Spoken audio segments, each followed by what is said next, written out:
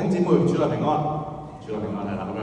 好，今日就係啦，馬拉基書終於唔好話行到尾啦嚇，第六次啦嚇，咁啊6次嘅講道，咁啊最尾今次會講即係講完啦嚇，第次咁今次我哋會講係馬拉基書最尾嘅一段3章13節到4章6節我俾個題目叫做公平咩嚇？呢套電視劇有冇人睇過啊？冇啊，好年輕兩次係嘛？終於有人明，有冇人睇過啊？有，知唔知咩戲啊？創世記係啦咁樣啦，創世唔係聖經個創世記喎咁樣就咁啱就叫創世記90年代㗎啦嚇。咁裏面有一幕咧好經典嘅我唔知我哋今日播唔播聲我哋睇一睇好嘛？我哋睇電視今日喺度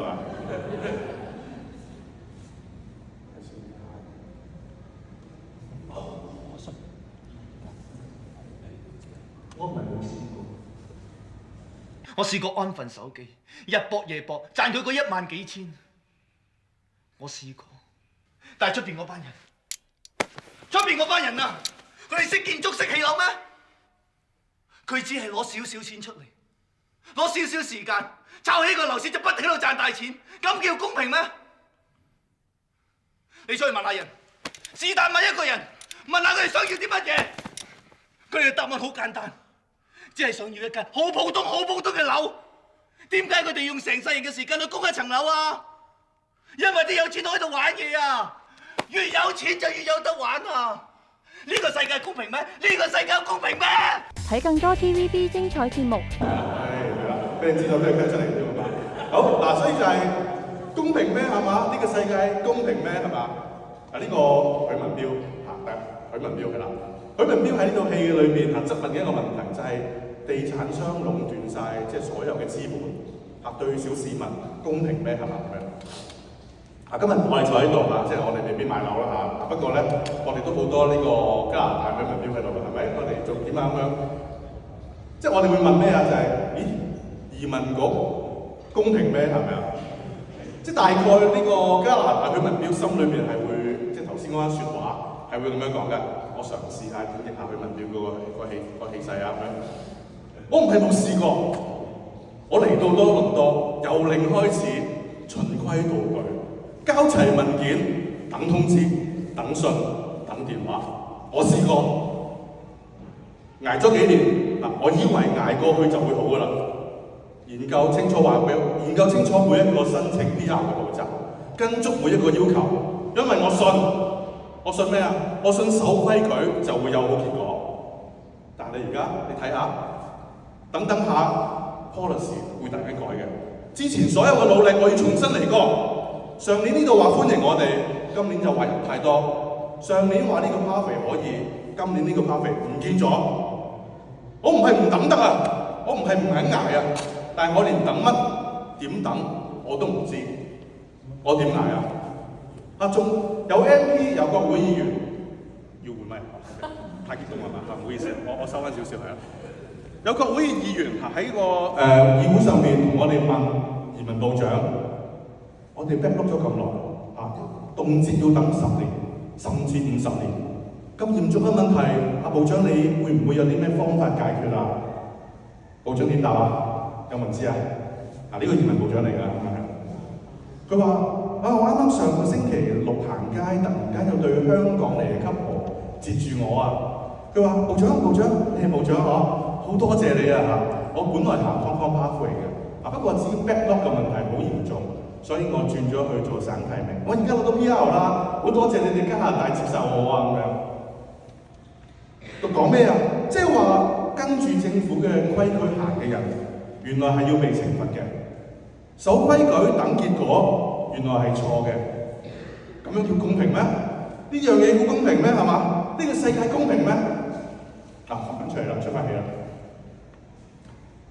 你哋有冇呢種加拿大許文彪嘅憤怒喺心裏面有冇有舉一手真係好大家好冷靜咁樣。我就唔係，我真係睇好問嘅係嘛？如果你有呢種加拿大許文彪嘅憤怒，對世界嗰種唔公平，今日呢段經文係同你講嘅。馬拉基書3章唔好意思3章13到4章6節，其實就係探討以色列人質問緊上帝一個呢個世界公唔公平嘅問題。OK， 我哋一齊讀下好唔好啊？預備起，耶和華說：你們用話頂撞我，你們卻說：我們說了什麼話頂撞你呢？你們說侍奉神是枉然的，我們遵守神所吩咐的，在萬軍之耶和華面前哀痛而行，有什麼益處呢？現在我們稱狂傲的人為有福，並且行惡人得以建立，他們雖然試探神，卻得以逃脫。嗱，呢度係即係馬拉基書裏邊上帝同埋以色列人嗰種辯論啦，或者碰撞裏邊最尾一段係嘛？亦都係成個馬拉基書裏邊以色列人同上帝頂撞嘅最高峰啊！咁到頂撞呢個字，即係話其實以色列人已經捱夠啦，係嘛？佢唔明上帝點解將佢哋擺喺一個咁嘅境地。嗱，甚至乎佢投訴緊就係、我哋好即係遵行律法，我哋去守節期，我哋為上帝擺咗好多，但係我哋得到嘅係啲乜嘢啊？係嘛？你們用話頂撞我啊！其實係如果你睇翻成個馬拉基書裏邊，呢度係以色列人最激烈嘅一個反應啊！對上帝嗰種即係對話裏邊最用力嘅反駁啦，係咪？呢班人傳統或者我哋傳統教會理解啦，睇馬拉基書好多時候我哋好快就會俾呢班以色列人一個label 或者一個印象係嘛？哇！呢班人頂撞上帝，係咪離晒譜喎？你俾人明嘛？即係佢哋嘅屬靈光景真係差到一個點，係嘛？橫緊撥翼，上帝咁愛你，你竟然咁樣去講。不過我諗我哋今日嘅身份好能夠代入佢哋嘅處境係嘛？即係我哋未必要再係一個我哋叫屬靈嘅道德高地。即係原來我哋都會面對困難嘅時候有呢種反應嘅喎，係嘛？呢班以色列人其實唔係一班即係生下來就係要同上帝頂撞人嚟㗎。佢哋經歷過啲乜嘢啊？你睇翻即係舊約嘅歷史裏邊，佢哋經歷咗自己國家冇咗，被人去攞去第二個地方，跟住翻咗嚟重建聖殿、重建城牆，重新去即係行翻呢個聖殿嘅憲制系統。佢哋有努力過嘅。佢哋苦苦齋戒去遵守神嘅吩咐。佢哋當初係一個好人嚟嘅。許文彪當初都係好人。OK， 佢哋付出過，佢哋委身過，佢哋等待過。但係當佢有一日擘大眼望下呢個世界，見到嘅係乜嘢啊？惡人當道，義人受苦，試探神嘅人係點樣話？安然無恙。即係你開始明白呢班以色列人點解會有呢個反應啊！弟兄姊妹即係我哋面對唔公平特別香港嚟嘅朋友啦，係嘛？即係我哋都唔知點解前世做錯咗咩啦，係嘛？香港就有經歷唔公平，嚟到呢度又係咁樣嘅，係嘛？我哋好明白以色列人嗰種咆哮，係咪？逆地而處。如果你今日睇翻去即係2000幾年前呢一班以色列人光景，你能唔能夠保證你唔講頂撞神嘅説話？我相信唔係咁多人做到嘅。我哋都好似以色列人去頂撞上帝嘅，係嘛？頂撞可以係一種橫緊撥翼嘅表現。你當然可以係一種即係我哋唔可以即係鼓勵嘅表現啦，係嘛？對上帝你係要尊敬、要敬畏嘅。但係同一時間頂撞我喺我角度嚟去睇就係、會唔會都係一種佢對上帝依然有期望，佢依然渴望上帝嘅公義可以彰顯，依然期待上帝對唔公義嘅事係有回應一個表現啦？只有一個你完全放棄嘅人咧，你對佢先會沉默嘅。我想以色列人點解即係仲會同上帝發出頂撞嘅説話，嘗試去咆哮，嘗試引起上帝對佢嘅回應，會唔會其實佢都仲係好緊張呢段同上帝嘅關係咧？我哋知道哀莫大於心死，有冇聽過呢句説話？你對一個人完全失望嘅時候，你唔會講嘢㗎，你當冇到，你唔會咆哮㗎。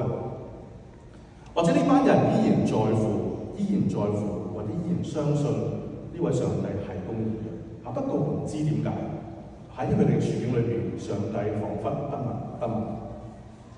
我哋唔係將嗰個頂撞即係我要戴翻頂頭盔先，唔係將個頂撞係即係合理化，依然可以係橫緊撥翼嘅。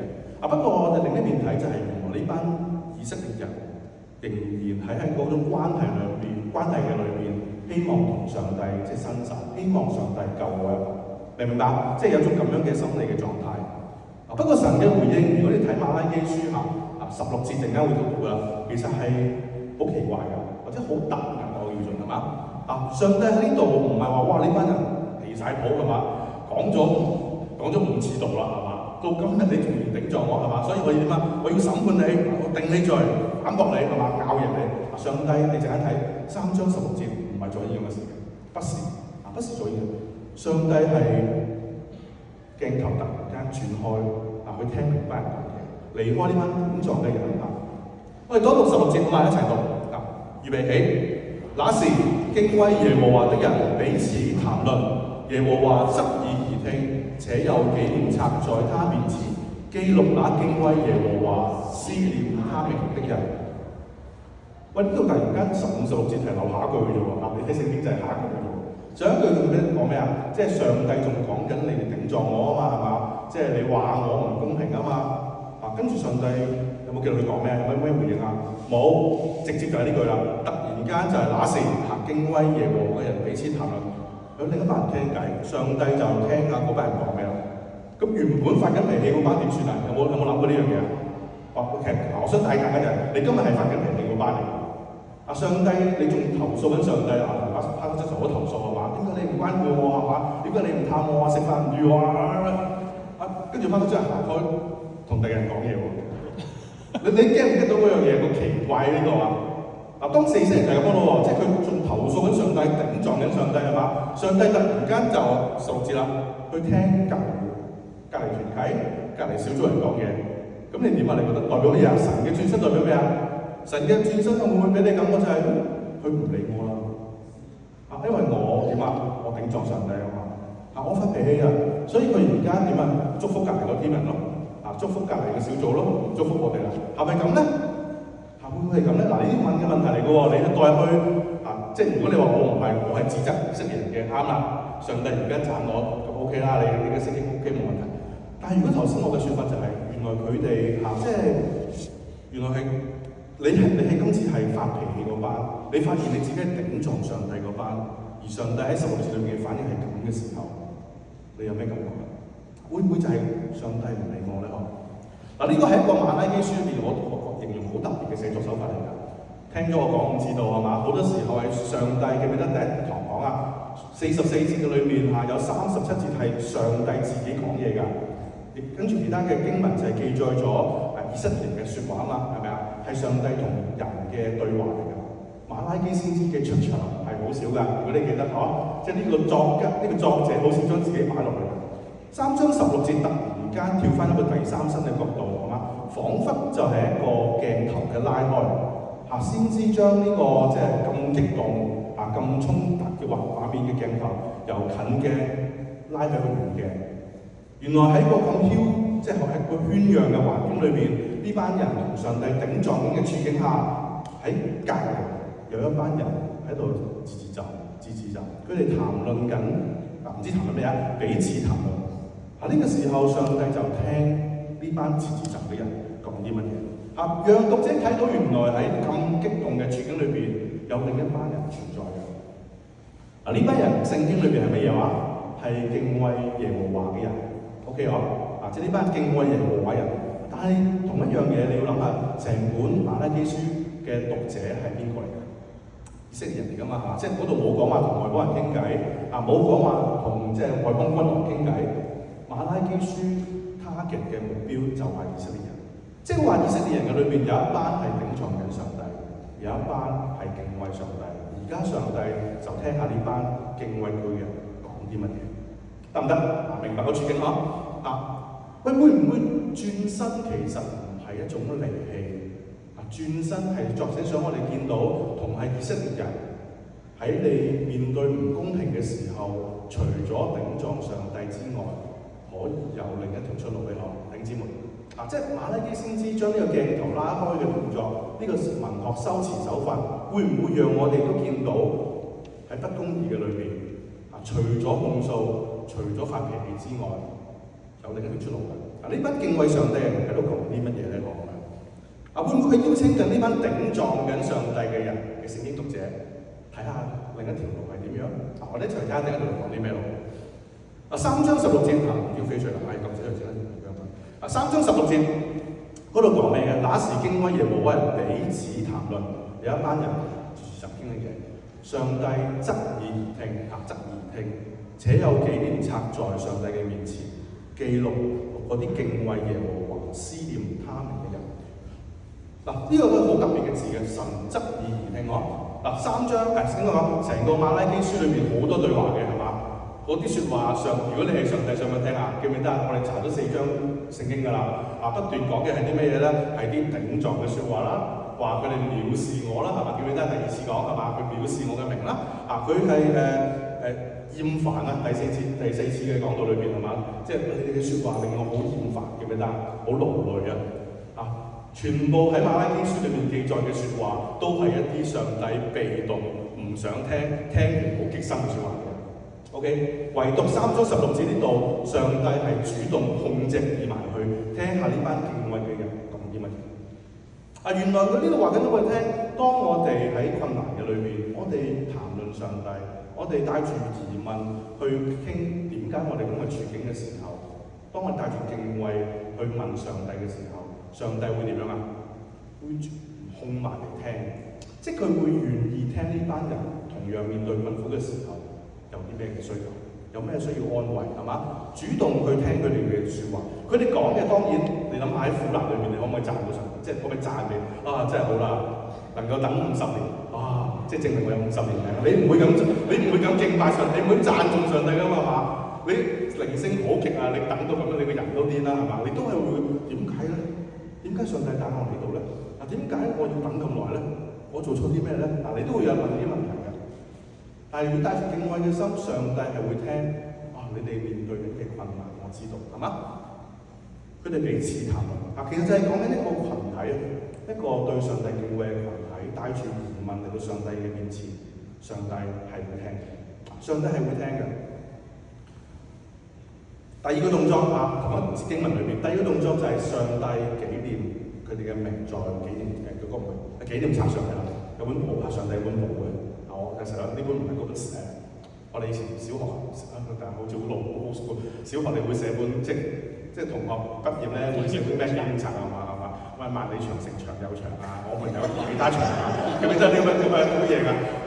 有寫過㗎嘛係嘛？次次都寫呢句㗎嘛係嘛咁樣即係上帝有啲咁嘅紀念冊嘅嘢係嘛？會記錄低呢班敬畏佢嘅人嘅名字喺上面嘅。上帝會唔記得嘢嘅咩？點解要攞本碌簿出嚟寫低㗎啦？有冇問你啲問題啊？原來唔係啊！聖經嘅作者或者聖經嘅文學手法係讓我哋明白，當我哋敬畏上帝嘅時候，上帝係記得我哋嘅名字。不過呢度佢動作唔係將來先記將來新天新地，而家仲係舊約嚟㗎。雖然舊約最尾一卷啦，仲有好長時間先到新天新地㗎。唔係將來啊！喺馬拉基書3章16節裏邊，上帝而家就攞本簿出嚟，而家就記低你嘅名。你敬畏上帝，帶住疑問去禱告去問佢嘅時候，上帝會記錄佢哋嘅名字。佢哋唔係一個檔案編號，即係唔係 IRCC 裏邊嘅一個 number， 唔係一個即係銀行嘅戶口號碼係嘛？唔係一份申請。喺上帝眼中，每一個呢啲敬畏佢嘅人，唔係一個 number， 唔係一個編號，係一個名字。神記住佢哋嘅名字 here and now。儘管你仲喺困苦裏邊，上帝記得你嘅名。神嘅轉身對翻轉頭先頂撞嗰班唔係唔再愛佢哋。神讓佢哋見到原來當我哋嘅同胞嘅裏邊有一班人同樣喺困苦裏邊，佢哋學嘅係帶住即係嗰種信心去尋問上帝嘅時候，上帝係會做呢啲動作。當我哋仲係嗰種好憤怒嘅裏邊，我哋見到呢個畫面，我哋願唔願意轉台成為呢班敬畏上帝嘅人？上帝俾佢見到一個咁樣嘅出路。好啦，跟住我哋繼續落去啦，3章17到讀咗呢個先啦，一齊讀好嗎？預備起。萬軍之耶和華說：在我所定嘅日子，他們必屬我，是我寶貴的產業，我必憐憫他們，如同人憐憫服侍他的兒子。那時你們必再一次看出義人和惡人，侍奉神和不侍奉神的人有何差別？上帝繼續講係嘛？呢個係神對敬畏佢嘅人嗰份應許係嘛？不過又翻轉頭講係嘛？你仲係許文彪嘅時候咧，你望住啲日子咧，其實係好難頂嘅，係咪？即係有時我哋食唔落呢啲嘅即係應許嘅。神所定嘅日子係講緊將來嘅事，即係聖經有時就真實得可怕嘅，我成日講係嘛？即係有時我哋嗰種信仰就係當我哋敬畏上帝，上帝咪會祝福我咯，係嘛？我有困難祈禱，等一陣啦，唔好等太耐啦，上帝就會幫我解決咯，係咪？我哋會咁樣諗。不過呢段經文正正話俾我哋聽，處境有時係未改變嘅。上帝有佢更加大計劃，點解唔變我哋唔知？公義未到，我哋唔知點解係嘛？等咗好耐，點解惡嘅懲罰咧？我哋唔知。聖經好真實嘅話緊俾我哋聽，世界係咁樣嘅，即係冇呃你哋嘅。你聽完我唔信呢個上帝 ，OK 唔緊要。不過聖經唔講大話，就係話俾我哋呢個人交出嘅，我哋係會面對好多唔公義嘅事。對住一個仍然喺困難嘅裏邊，你同佢講明天會更好嘅，難聽過粗口係咪？所以我哋知道其實聖經唔係講一啲安慰，即係嗰種冇內容嘅安慰説話。佢話俾你聽，你嘅處境係咁樣嘅。不過上帝或者聖經裏面俾嘅應許三重應許。第一，上帝話你係我寶貴嘅產業，唔係頭先講過啦，唔係一個 number，唔係一個眾多裏邊嘅申請者裏邊嘅一份花，你哋每一個係我寶貴嘅產業。上帝親自講嘅，話俾你聽，而家已經係啦。第二，除咗一個好似主僕嘅身份之外，上帝更加同每一個敬畏佢嘅人講：你係邊個啊？你係我嘅兒女，係嘛？係我憐憫嘅兒女，就係嗰啲。如果你做父母嘅就唔啦，你見到你嘅仔女可能大嗰啲啦，即係已經喺工作嘅裏邊，哇，好辛苦喎，日捱夜捱係嘛？你對佢種憐憫你見到佢好辛苦，但係你唔能夠即係你唔可以，我幫你做晒佢啦，係嘛？你想一個仔女成長你會默默嘅陪佢噶嘛？你唔乜都幫佢解決晒噶嘛？但係你會憐憫，你會心痛嘅。上帝就係望住呢個以色列人喺種困苦裏邊咆哮辛苦嘅時候，上帝憐憫佢，因為唔係你做得好喎，唔係你有幾叻喎，係因為你就係我嘅兒女。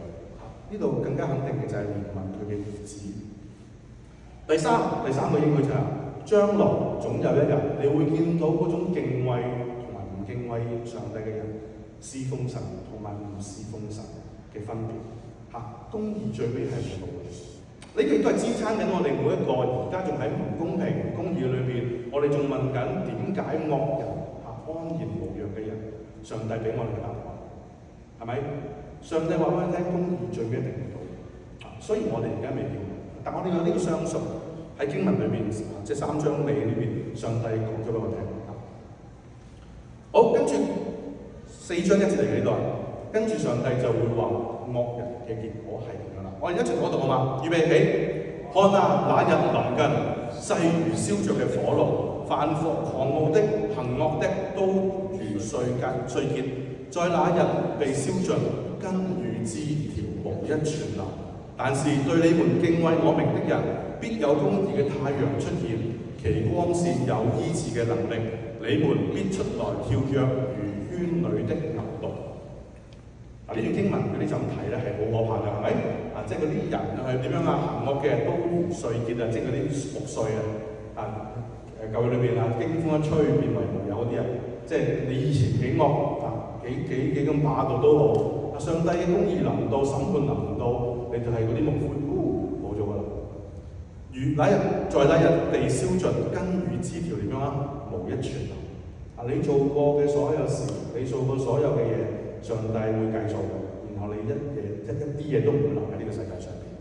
同一時間上帝講，但係敬畏我名嘅人會點樣佢呢嘅形容好得意㗎即係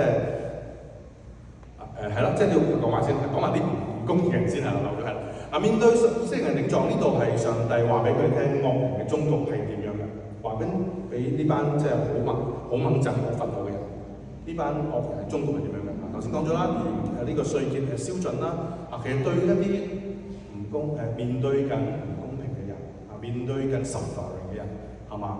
呢一種見到惡人嘅結局，其實係最大安慰。即係我又唔知大家有冇睇下而家福苑最近訪問啲街坊嘅説話即係其實佢哋每一個講得好有自由嚟嘅。喺嗰種高壓嘅情況下，佢哋冇呢種許文彪式嘅憤怒啦。你翻去睇下，佢哋每一個講都係好冷靜，即係政府其實做緊一啲乜嘢嘅事係嘛？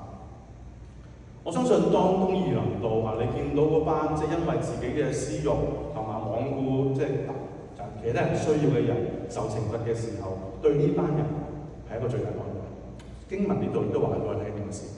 不過亦都同一時間話俾我聽，世界公義而家係會繼續發生緊嘅。不過呢種唔公義、唔公平，唔係一種永恆嘅狀態，定之喎。終有一日係咪？上帝嘅掌管之下，呢種唔公義係會消失嘅。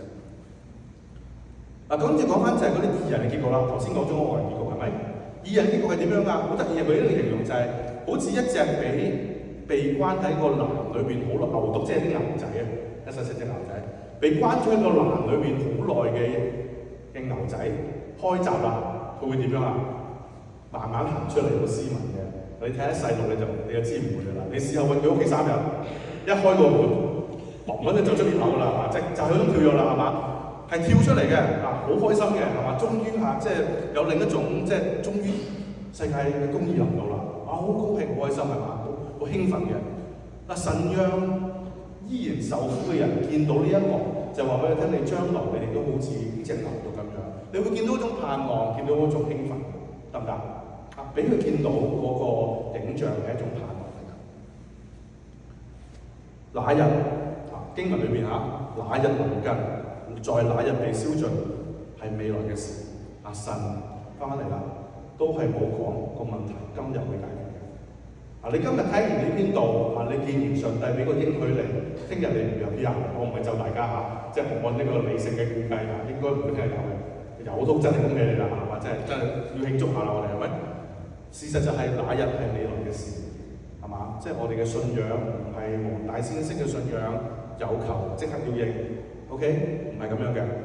但係神喺呢個時候聽緊我哋嘅禱告，記錄低我哋嘅名字，都係同一時間發生嘅事，你知冇？問題依然可能仍在㗎，等待依然繼續㗎。不過如果你翻返轉頭先，我哋走過經文係嘛？你記得嗰班敬畏嘅人係點樣談論話？我獨自禱告，在密室中禱告向上帝傾偈係咪？唔係喎，彼此談論啊嘛，係咪啊？原來係嗰種等待，嗰種即係嗰種疑惑，唔係我一個人經歷嘅。上帝喺3章16節話俾你，有一班細聲彼此談論嘅人，其實就係上帝俾一份即係禮物我哋，即係原來我哋有同路人㗎。佢哋呢班人唔係個問題解決晒，我上咗岸啦，我攞咗citizenship啦，我哋喺度傾下上帝對我幾好咯，唔係啊，記唔記得？嗰班都係當時嘅以色列人嚟㗎，嗰班都係唔知點解上帝係咪同樣唔公義發生嘅人，佢哋都係經歷緊嗰種問題嘅人嚟嘅，佢哋圍埋一齊彼此談論，有問題佢哋先圍埋一齊去傾嘅，主經係咁樣嘅，係神俾我哋每一個團契或者俾我哋有同行嘅人係一份禮物嚟嘅。因為先行咗2年幾啦，點解今次我哋唔愛同行咧？其實我相信你哋當中係已經各自有自己嘅群體，各自有自己嘅小組，係咪啊？你哋會傾啲咩㗎？平時即係揾工好難喎，揾工我哋揾去都揾唔到喎，或者揾咗工好做衰打橫工就好難喎，係咪？成日都仲係最低工資啊嘛，係咪？你會傾嘅，你喺困難裏邊會傾呢啲問題嘅。上帝讓我哋有同行嘅人，讓我哋有小組，係咪？讓我哋有呢個地方，呢個教會。神俾我哋喺同行裏邊有呢份禮物。好，去到最尾4章4至6節上帝最尾講呢番嘅説話啦。佢一齊讀我哋。你們當紀念我僕人摩西的律法，就是我在何烈山為以色列眾人所吩咐他的律例典章。看啊，耶和華大而可畏之日未到以前，我要差遣以利亞先知到你們那裏去，他必使父親的心轉向兒女，兒女的心轉向父親，免得我來咒詛這地。呢個係馬拉基書嘅結束。馬拉基書都係舊約裏邊最後一個書，亦都係舊約嘅結束。最尾嘅一句説話留低嘅説話係免得我來咒詛這地。有時我一睇經文咧，有啲字咧你就會浮出嚟啦。咩字啊？咒詛係嘛？所以我哋嘅像舊約咧係零舍惡嘅上帝係咪？喐啲就擊殺人嘅係嘛？新約耶穌就好多啦，成日呵住我巴耶穌咁樣係咪？不過你睇真啲，擘大我哋隻眼睇真啲，最尾嗰句係免得我來咒詛這地。原來喺舊約最尾句説話，留低嘅唔係審判，唔係定罪，唔係放棄。對我嚟講重要嘅字係免得。上帝講嘅係我來咒詛這地，唔係免得我來咒詛這地。原來上帝喺最尾舊約最尾句説話話俾我哋聽，佢係唔想咒詛呢個地方嘅。上帝喺舊約結束裏邊話俾佢聽，佢唔想咁樣。唔想咁樣要點樣啊？即係你哋要做啲咩啊？當紀念我摩西摩西嘅律法啦，典章啦，我就會差派邊個嚟話？以利亞嘛，係嘛？其實呢個係一個鋪墊，接落去即係新約嘅裏邊㗎。神差派以利亞嚟做乜嘢啊？就係叫人回轉咯。特別係嗰班敬畏佢嘅人，唔使㗎啦，嗰班已經聽話㗎啦，嗰班已經係上帝嘅子女嚟㗎。記唔記得成個3章14、15節，邊班人頂撞上帝啊？嗰班喺困苦裏邊發緊脾氣、頂撞上帝嘅人啊嘛。上帝差派以利亞話會嚟叫佢哋回轉啊！儘管你今日對上帝好多不滿，對處境好多不滿，上帝冇唔記得你啊，依然派以利亞嚟叫你回轉，係咪？貫穿成個馬拉基書嘅價值啊！你記得翻我第1章係嘛？當我哋即係神點愛我係嘛？你彩話你唔愛我啦，記唔記得？上帝主動開口對話啊嘛，引佢哋講出佢心裏面不滿啊嘛。貫穿成個馬拉基書就係上帝主動同你對話，讓你見到有回轉嘅地方，希望你回轉啊嘛。成個馬拉基書講緊一樣咁樣嘅事㗎，嗰份情書啊。透過6次嘅辯論，我哋見到上帝主動開口，引出以色列人心裏面嗰種怨念冇做嘅嗰種埋怨係啦咁樣。9章結束啦，去到呢度就結束啦。呢種懸念嘅結束，好突然㗎！你睇翻呢段經文好得意啊！免得我來咒詛這地，你有冇感覺好似未講完啊？不過然後就會有結果啦。公義未解決，即係公義嘅問題未解決到喎。嗰班以色列人依然喺嗰種苦難嘅裏邊，係嘛？嗰種公平似乎仲係未到嘅喎。然後唔係然後就沒有然後，係免得啊！佢哋如果你睇翻舊約同新約中間讀過下舊約讀過下聖經啦，你知道中間係經歷咗400年冇上帝嘅啟示嘅。上帝用馬拉基書鋪墊呢班以色列人，準備經歷一個咁漫長嘅即係黑暗嘅時代讓佢哋等待400年。不過佢話緊佢哋聽，佢話緊咩？400年後，施洗約翰出現啦。施洗約翰其實喺我哋嘅研究裏邊，就係嗰種以利亞先知嘅方式出現啊嘛。佢嗰種衣著係好似舊約嘅以利亞先知咁樣。佢哋出嚟做咩啊？叫人悔改啊嘛。天國近了，下句咩啊？你們要悔改啊嘛。回應翻400年前馬拉基書回轉嘅課題。嗰種免得原來唔係終局嚟㗎，免得係接住新約救恩嘅開始咯。施洗約翰之後邊個嚟啊？耶穌基督。跟住耶穌基督嘅出現，其實回應緊馬拉基書最尾呢段文嘅問題：公平咩？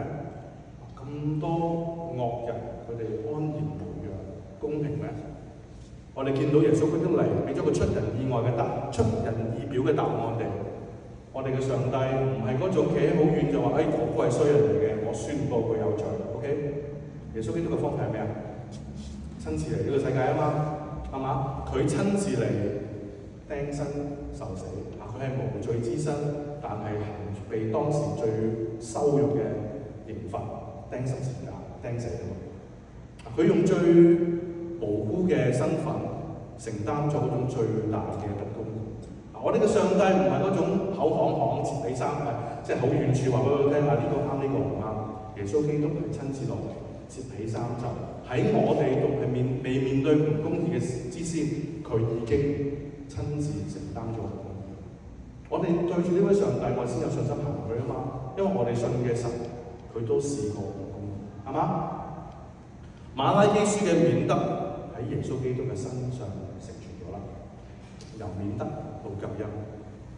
所以總結係嘛，即係馬拉基書後嚟再講許文彪啦，又叫翻佢出嚟啦，係嘛？佢嘅憤怒係真嘅，嗰種佢對地產商嘅不滿係真嘅，係嘛？佢嘅委屈係合理嘅，係嘛？我畢生嘅積蓄就係想買個農床盤啫嘛。我呢度嘅弟兄可能唔知咩叫農床盤啦。香港啲樓咧即係百零尺嘅咋，300幾400萬㗎。你瞓落去就好似個棺材咁樣啊。地產商就叫農床盤，人咧就只需要瞓一張床，就已經滿足佢嘅生活需求啦。農床盤係嘛？對於地產商嘅控訴係合理嘅嚇，世界係唔公平嘅。OK， 最後會成為一個咩人啊？如果你有睇呢個創世記，佢就係成為咗自己所最憎嘅人。佢用同樣嘅方法、同樣嘅邏輯去還擊，即係對佢唔好嘅人，係咪？面對不公平、不公義嚇，其實我哋有兩條路可以揀嘅。一，許文彪嘅路，我哋用嗰種不公義去慢慢侵蝕我哋，去無造我哋讓我哋成為咗嗰種我哋最唔願意成為嘅人。呢個俾我哋見到嘅第一樣嘢。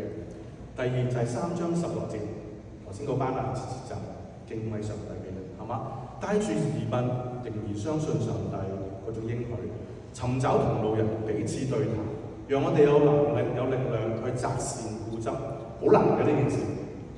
面對咁多唔公平嘅時候，你都好想好似佢哋咁樣就前進啦，仲等咩啫？仲守咩規矩啫？係咪？你都好想咁做。你有同路人有互相提醒，你就能夠擇善固執，係嘛？相信神係會聆聽，公義必定會彰顯。不過我想講呢兩條路唔係咁明顯嘅，即係唔係話我今日係許文彪，我就以後都唔做即係嗰班彼此對談嘅人。我今日好屬靈喺度，係嘛？即係同大家鼓勵，但我都想做許文彪嘅，無間道咁係嘛？呢兩條路，你其實喺人生裏邊會來來回回㗎，你係想咁樣裏邊遊動㗎。今日你仲仍然憤怒，仍然唔明白世界仍然係唔公平嘅話，馬拉基書冇遮蓋呢啲感受，好誠實嘅寫咗出嚟，讓我哋見到邀請我哋選擇。上帝讓我哋見到一群憤怒嘅群眾嘅旁邊，依然有一班人願意去談論上帝、尋求上帝。呢度問緊我哋，或者4章成個馬拉基書最尾問緊我哋願唔願意參與喺討論上帝、彼此對談嘅群體嘅裏邊咧？當中可能有啲弟兄姊妹係未認識上帝嘅，甚至乎我唔知今日有冇啦，第一次嚟嘅。上帝，如果你聽到呢個信息，上帝都係向你發出啲邀請嘅。你可能喺憤怒裏邊，好多唔公平嘅裏邊，你好嬲。你願唔願意嘗試向呢位上帝尋問咧？願唔願意成為一班帶住即係疑惑向上帝禱告嘅人咧？以色列人頂撞上帝，神冇放棄佢哋。正如我第一次講馬拉基書係嘛，是但啦，算數啦，即係你唔愛我啦，係嘛？上帝冇搶呢隻歌。上帝依然想你每一個去活住，所以今日即係講完馬拉基書啦，希望見大家就係俾大家見到，原來馬拉基書就係上帝俾以色列人嘅一封情書。儘管佢哋好多不滿，儘管佢哋好多懷疑叛逆，甚至乎有啲係即係責怪上帝。上帝依然係等緊佢哋回轉，依然想佢哋翻去上帝身邊一齊到。基本上帝多謝你透過馬拉基書讓我哋見到你對以色列人嘅心腸。以色列人唔係嗰個即係有咩咁巴閉嘅民族，佢哋依然喺困苦裏邊好多掙扎，依然係好多即係埋怨上帝，甚至乎即係藐視上帝、頂撞上帝。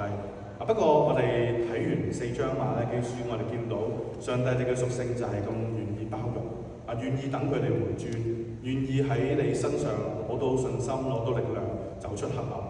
求主幫助我哋，儘管我哋當中弟兄姊妹可能都係呢種挑戰嘅裏邊，今日呢篇信息讓我哋可以學習呢班彼此談論嘅人，重投上帝嘅懷抱，喺你身上得到嗰份力量，擇善固執，喺邪惡嘅世代裏邊做你嘅見證人。我哋咁祈禱交託，奉主名求，阿們。